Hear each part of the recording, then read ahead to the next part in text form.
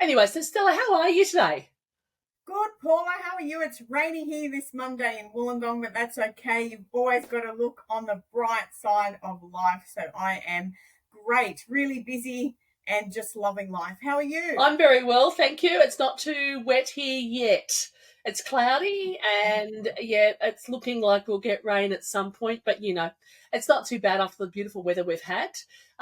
Look, before we jump into our topic, tell us about your journey into the early learning sector and how did it start? Thanks, Paula. First of all, thanks so much for having me on your podcast. I am so I excited know, to be go here. away. I love it. I love talking in front of people and inspiring people. And we've met through, network connections, which is always so important in any profession, especially in the early childhood and middle childhood field. So for me, Paula, I started when I was, I think, 18 or 19. Now I'm turning 46 this year. So I've had quite an amazing journey, as I like to call it. I started off back then. I was at a long daycare centre, privately owned. I absolutely loved it. I fell in love with working with children and families. And back then, I would work during the day and then go to TAFE at night. Remember how you used to do that? So in my red peas, I'd just go my little Corolla and off I'd go. And I finished my diploma there and I did 8 years there. And then I thought, oh, there's something more than I want. And I wasn't sure what it was, but I ended up exploring lots of different things. I worked for Jobs, Education and Training Funding with Gowrie, New South Wales. So I've done so much, Paula, in these, I think, 26 years. I've done my degree, I've done my certificate for in training and assessment, my diploma in leadership and management, and I've just finished my master's of leadership. So for me, it's been a very natural progression. What I find about early childhood is that there are so many different personalities and perspectives. It's obviously very female driven in our profession. So I'm really passionate about everything about it. I'm an advocate for early childhood, an advocate for our educators, and an advocate for professional development and continuing to evolve in our role. So I've had lots of different roles. Currently, I own Above and Beyond Early Childhood Consulting. I'm an education and care consultant for early childhood and middle childhood. So I work with long daycare, preschools, before and after school care, and I absolutely love it, Paula. I do so many different things. I'm mentoring, I do workshops, I go out to the services and visit them so we can really reflect on their current practice and evolve for continuous improvement. And I talk a lot. So I think I'm in the right space.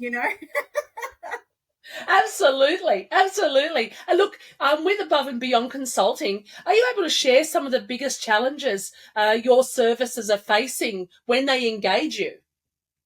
Yeah, look, I think one of the biggest things is staff motivation and communication. And I think that's why I'm so passionate about doing the workshops that I do and doing the visits that I do. And why? Because there are so many diverse personalities. It's bound to happen, correct? When we're working with lots of different people and people of different qualifications, different cultures, it's bound to happen. Everybody has a different way of thinking, and sometimes people get stuck, and that's okay. And that's why I think external consultants, whoever they are able to come in and really have reflective discussions with services and centres around that.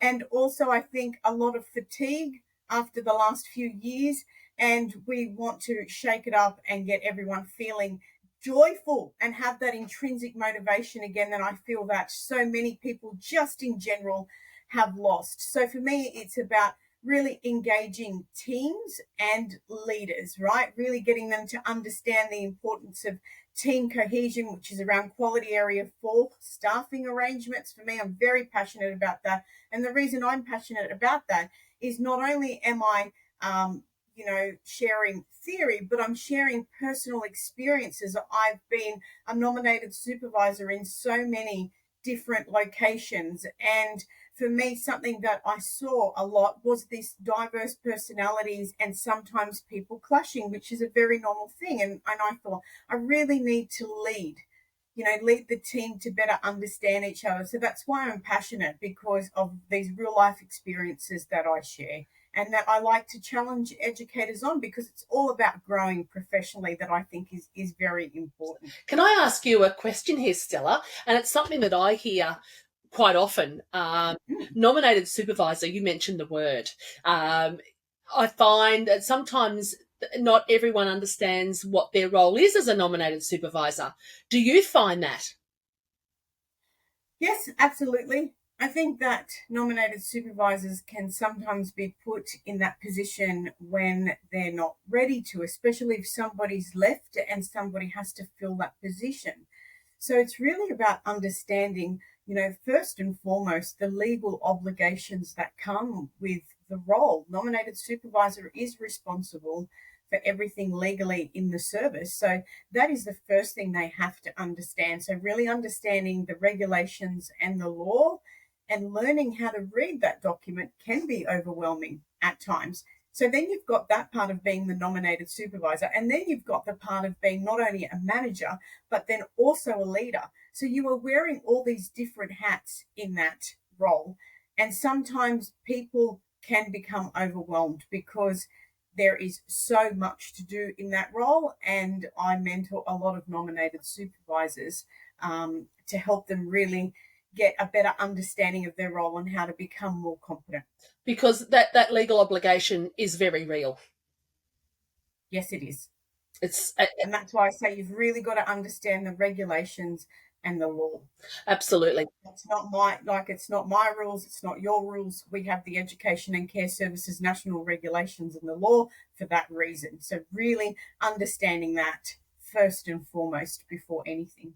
Yes, and quite often, you find with the changeover of staff and things like that, and the way the sector's been since COVID with staffing issues, a lot of staff are put into roles such as that nominated supervisor that don't necessarily understand that well.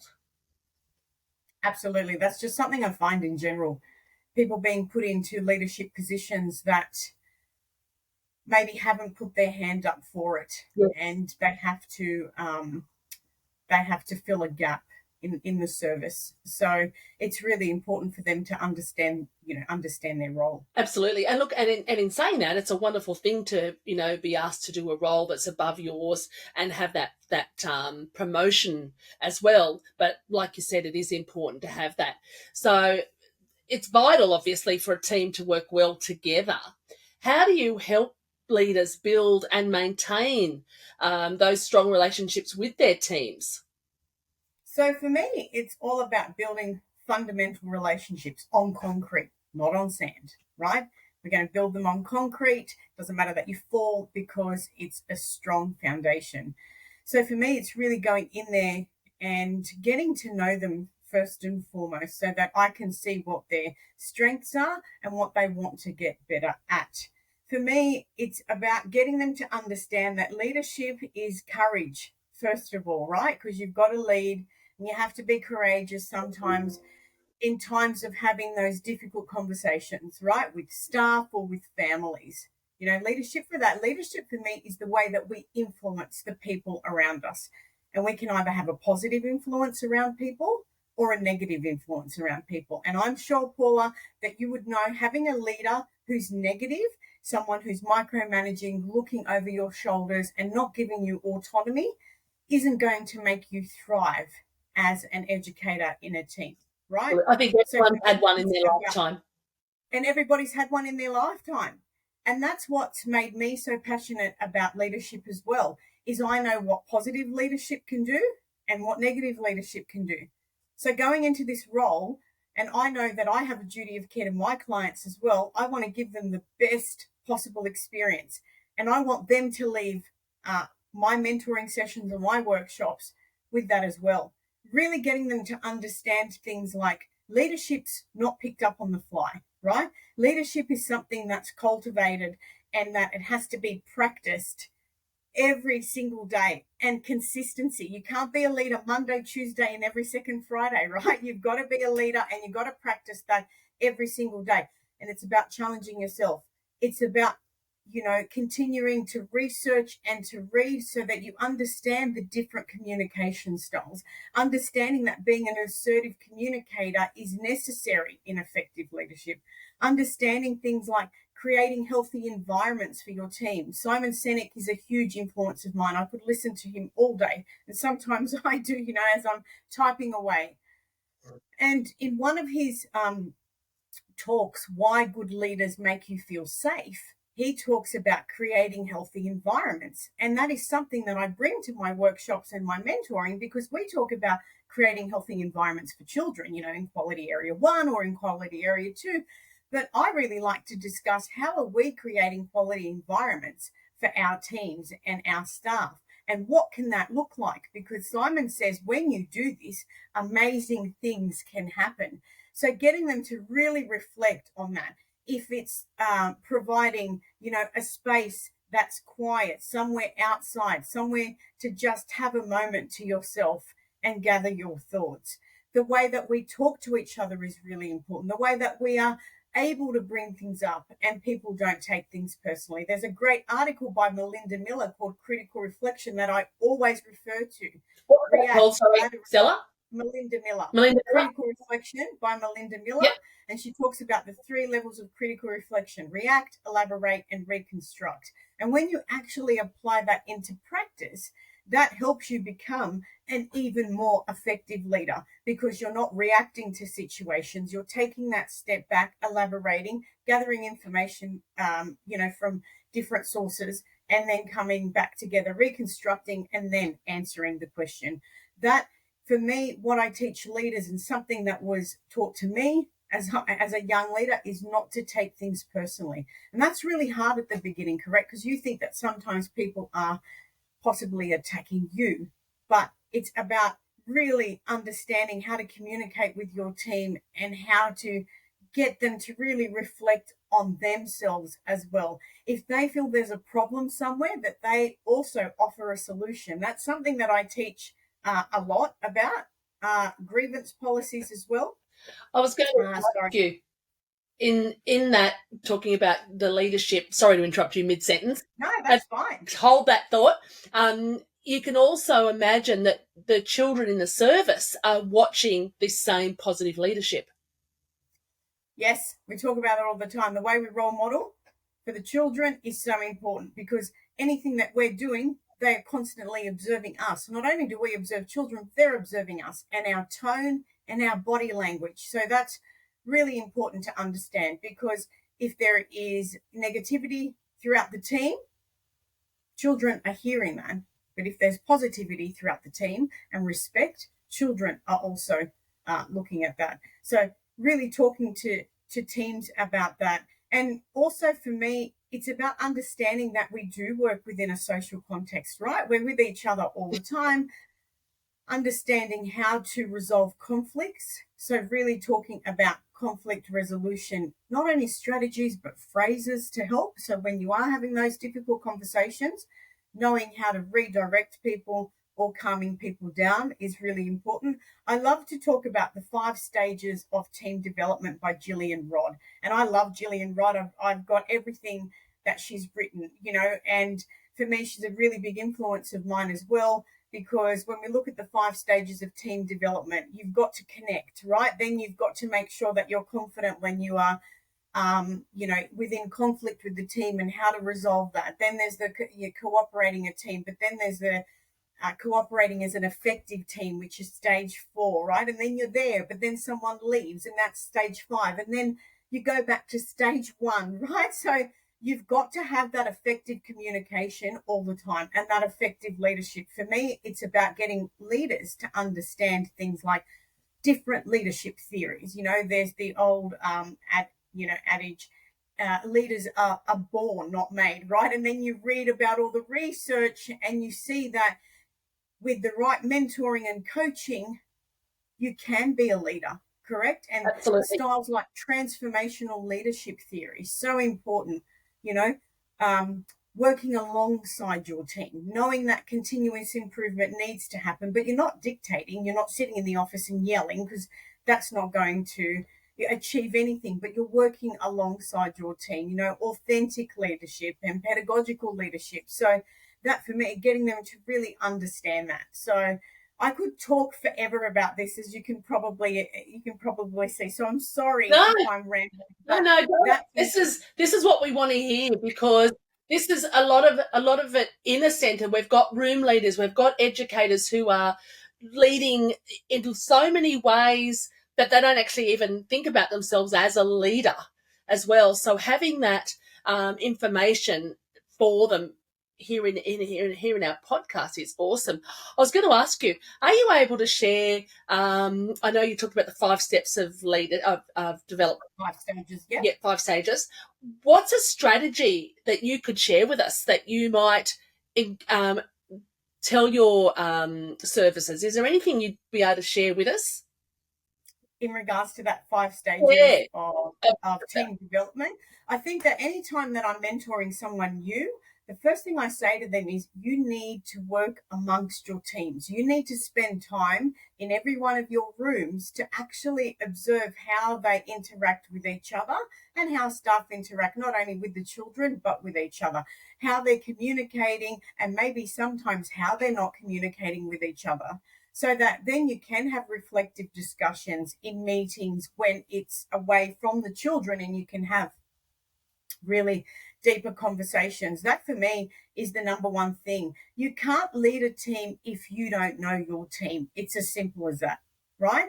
You can't lead your team if you're going to be a dictator. You can't lead your team if you're not able to look at things from a different perspective.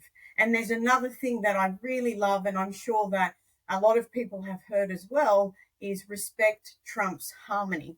And that's from, I'm reading this now, Rachel, I've read it 50 times, Rachel Robinson, respect trumps harmony. And she talks about the importance of having direct conversation. So if there's a problem, we're going directly to that person, not talking behind somebody's back.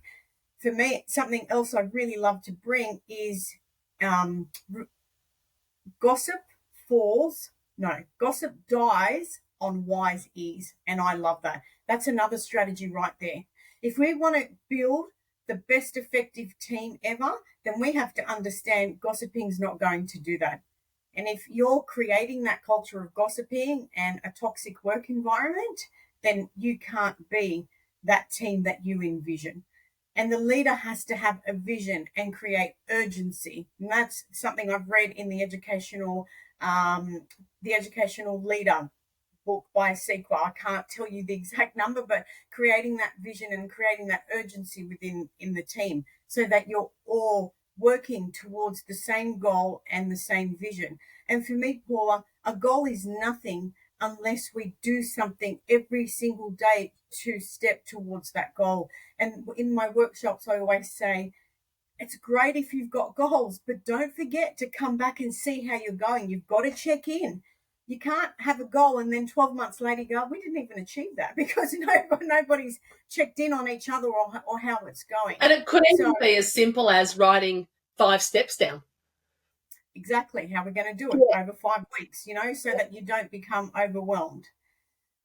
So there's lots of strategies to give. And the way that we communicate as a leader is everything, because at the end of the day, our outcome as a leader is to create more leaders, not followers. And every research paper that you read on leadership is about that, right? Creating more leaders. And how do we do that? And research shows things like mentoring and coaching and professional development. And then we talk about leadership in early childhood.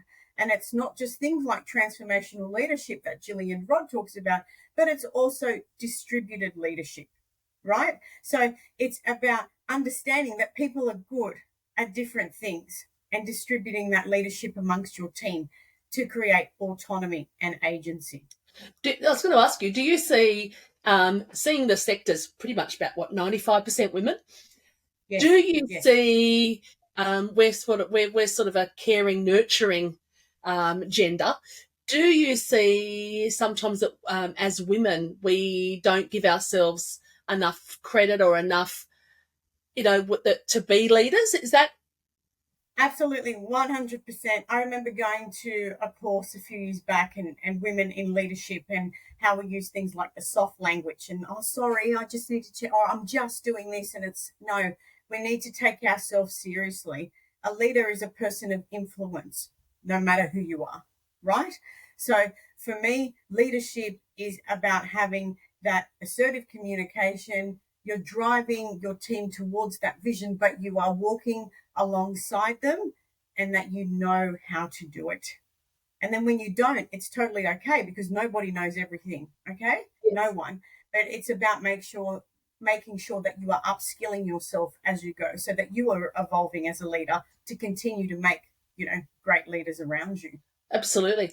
And this is just totally off the cuff. With are you able to share like a success story where you've seen someone who you've mentored into a leadership role, and you don't have to share their name or anything like that, but just No. something, what sort of steps or what was the time frame where you could see that transformation? Look, there are so many that I could give you. And for me, it's things like having a department visit and seeing someone who they may think, I don't know if they're actually able to be a nominated supervisor, and then getting mentoring from me. And 8 months later, you know, receiving another visit from the department, seeing the progress and saying, that's great. Does that make Yes, sense? Like for me, yes. that's really important. But That's every very person, tangible too. That's something yes, that's so absolutely. And fantastic. for me as a consultant and just as a person in general, that's lovely because it means, and I get to do what I love every single day. I get to wake up and inspire and empower people to be better leaders, better communicators, better team members. Who doesn't love to do that? Yeah. For me, this is my passion. It's more than a job. It's more than a pay packet. It's so much more. It's passion and its purpose. Other things like I get a lot of people who will say, you've been recommended by, you've been recommended by someone else, you've worked with them. This is my situation at the moment. Could you assist me? Sure. We start our mentoring journey, and as we talk about things, then they apply it to practice, and the next thing will be like, Stella, hey, I did this and I saw a difference here, or this happened, and I was able to bring that strategy we spoke about and applying it into the situation. Thank you so much. I feel so much more confident. I feel like I win the lotto every week when I get messages like that. And that's a lifelong personal and work development. It's not just, you apply that skill across every part of your life then as well. Absolutely. Like I was saying about Melinda's Miller, react, elaborate, reconstruct. And when I applied that personal and professional, I'm a much better communicator as well. Absolutely. And a much less reactive human being in situations, as in really understanding myself and my triggers. Wow. So, Stella, that's awesome. Honestly, you've shared those leadership thoughts and skills and strategies and the books and the reading. What I'll do at the end of this is when we publish to the audience, I'll get you to share all of those links to those publications, if that's okay, because yeah, sure. I think they're just so worthwhile to read. Now, and that's not even half of them, because I've just finished my master's, which means that I've got about that much in research readings as well. And I think, I could use this and I could use that, and for me that just shows again my dedication and my commitment to being a leader and continuing to evolve in my practice. I will never call myself an expert in something because I don't believe that I can know every single thing there is to know about one topic. That's why I call myself a passionate, like a passionate professional, definitely a passionate professional. I feel it. And I think, in fact, our audience get your passion. It's fantastic. And that's what we need in the sector, of course, is that passion, is that training and advice and strategies. And for those out there who are looking for help, don't be afraid to ask, because no matter what profession you're in, there's always help outside that can make better decisions for you or provide you, with a pathway. as well. With a pathway, with better systems, do you know what I mean? Applying them to have better systems in your workplace, getting external. What I love about being an external consultant is that I don't have an emotional connection to the service I visit, which means that you bring a very different perspective to the visit and to the workshop. And that is, I think, really important. Because I remember when I was a nominated supervisor and then my manager would come in and I'd be like, I didn't even think of that, sorry, because I was in the everyday thick of it. So really investing in things like professional development in wherever you are, I think is really important. Investing in myself, investing in yourself is the most important thing that you can do. Absolutely. Absolutely. Now, lastly, but looking forward in the sector, what do you think are the big issues coming up for early learning? Longevity of staffing, I think, is really important. We know that you read about it everywhere, whether it's in a Facebook group, a social media post, the media. And I think for me, I don't have the answer to it. I really don't. And I'm not a politician because if I was Prime Minister, geez, things would be different. For me, what I want to continue to see is that early childhood and middle childhood educators are really recognised for the very important role that they do every single day. You know, years ago, we were under the miscellaneous awards, Paula, right? Like we didn't even have an award of our own. Yes. So I really remembering that we study for these roles, that there are so many people with tertiary education uni degrees for this, and continuing to really invite people into the early childhood and middle childhood sector by having a more positive view about our roles. And if the government is offering always things like, funding and funding for families, it would be great to see funding for educators, but, throughout all the profession. For me, it's about longevity of staff and, really listening to their needs. I really feel that if we don't do that, we are already seeing it is so hard to get good staff, the right staff. Yeah. So it's really important that for the longevity of this profession is that we really need to reflect on the importance of the role that we take in children's lives. And any research paper is going to show you the first 5 years of development is the most important. So why aren't we treating our educators with that love and respect as well? Years ago we were known as glorified babysitters, and sometimes it is sad, but people still see us as that. All you do is change a nappy. All you do is play with the children all day.